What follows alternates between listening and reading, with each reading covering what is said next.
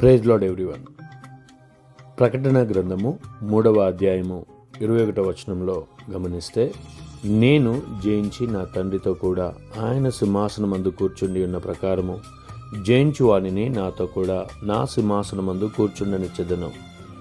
మరి యేసుప్రభు వారు భూమి మీదకి దిగి వచ్చిన తర్వాత నరునిగా ఆయన ఈ భూమి మీద దిగి వచ్చి మరి పాపభారాన్ని మోస్తూ, మనుషుల యొక్క ప్రతి రోగాన్ని మోస్తూ, వ్యాధిని మోస్తూ అన్నిటినీ జయించడం జరిగింది. అదే రీతిగా మరణాన్ని జయించడం జరిగింది.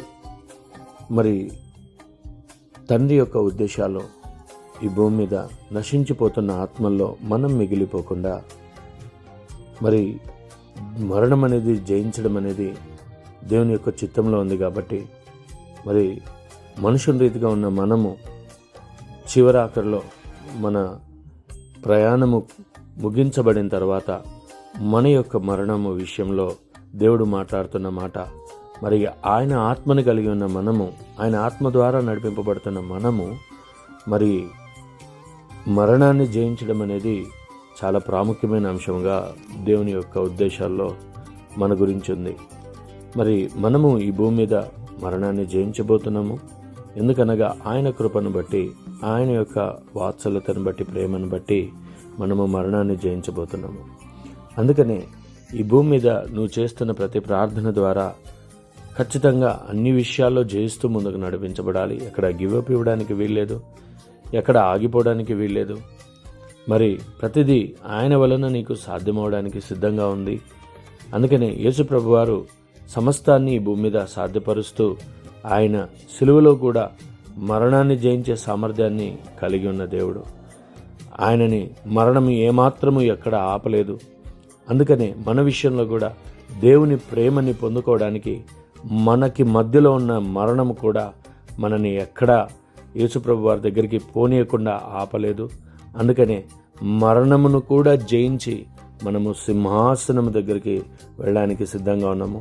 ఆయన సింహాసనమునందు కూర్చుండిన ప్రకారము జయించు వానిని నాతో కూడా నా సింహాసనమందు కూర్చుండనిచ్చెదను.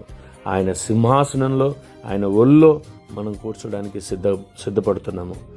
సంగమ ప్రతి ఒక్కరిని మరి దేవుడు మరి ఈ విధంగా ఆశీర్వదించాలని, దేవుని యొక్క చిత్తంలో మరి ఇంత గొప్ప సింహాసనంలో మనం అందరం ఉండాలని ఆయన ప్రణాళిక, ఆయన ఉద్దేశము.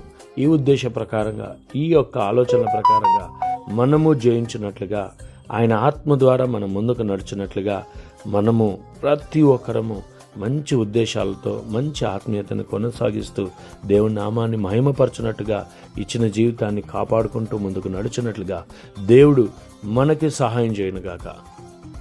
కదా, దేవుడు ఖచ్చితంగా సహాయం చేస్తాడు, ఖచ్చితంగా విడిపిస్తాడు, ఖచ్చితంగా దాటిస్తాడు. అందుకనే జయించు వాణిని నాతో కూడా కూర్చోండనిచ్చెదను. నువ్వు జయించే మనస్సుతో ఉండాలి. మరి నీ రోజు ఏది ఇబ్బందికరంగా ఉందో, ఏ శ్రమ అయితే నిన్ను శోధిస్తూ ఉందో, నీ విశ్వాసం అన్ని విషయాల్లో జయించునుగాక. నీ యొక్క ఆత్మీయత అన్ని విషయాల్లో జయించునుగాక. నీ ప్రార్థన, వాక్యపు జీవితము నిన్ను అన్ని విషయాల్లో జయించినట్లుగా దేవుడు నిన్ను దీవించునుగాక. ఆమేన్. దేవుడి వాక్యం దీవించునుగాక. పరిశుద్ధుడా, మహోన్నతుడా, వింటున్న ప్రతి ఒక్కరిలో జయించే మనస్సును పుట్టించండి. ఎందుకనగా మీరు అవును తండ్రి, ఈ లోకంలో ఉన్న వారి కంటే మాలో ఉన్నవారు గొప్పవారు. అయ్యా, ఇదిగో జయించే అభిషక్తుడు మీరై ఉన్నారు. ఇదిగో మా నుంచి ఆ యొక్క జయాన్ని కలిగినట్లుగా అభిషేకించండి. మా ఆత్మీయతని బలపరచండి, భద్రపరచండి, అన్ని విషయాల్లో సిద్ధపరచండి. ఇంకా ఎవరికైతే ఆ రక్షణ లేదో ఆ జయించే మనస్సుని దయచేయండి. మరణాన్ని సైతము జయించే సామర్థ్యాన్ని మీరు అనుగ్రహించిన దేవుడు. ఇదిగో అవును తండ్రి, ఇదిగో జయించి నీ సింహాసనమందు నీ దగ్గర కూర్చున్నట్లుగా కృపని దయచేసినందుకు వందనాలు.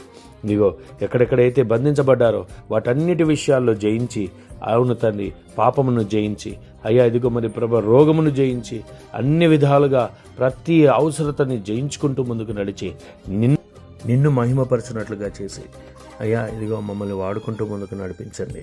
అయ్యా మా ఆత్మీయతని దృఢపరచండి, విశ్వాసం చేత బలపరచమని నజరుడైన యేసుక్రీస్తు నామంలో ఇదిగో మరి ప్రభువా జయించినట్లుగా అమర్చమని సర్వశక్తిగల యేసుక్రీస్తు నామంలో ప్రార్థన చేస్తూ అడిగి వేడుకున్నాము తండ్రి. Amen, amen, amen. God bless you.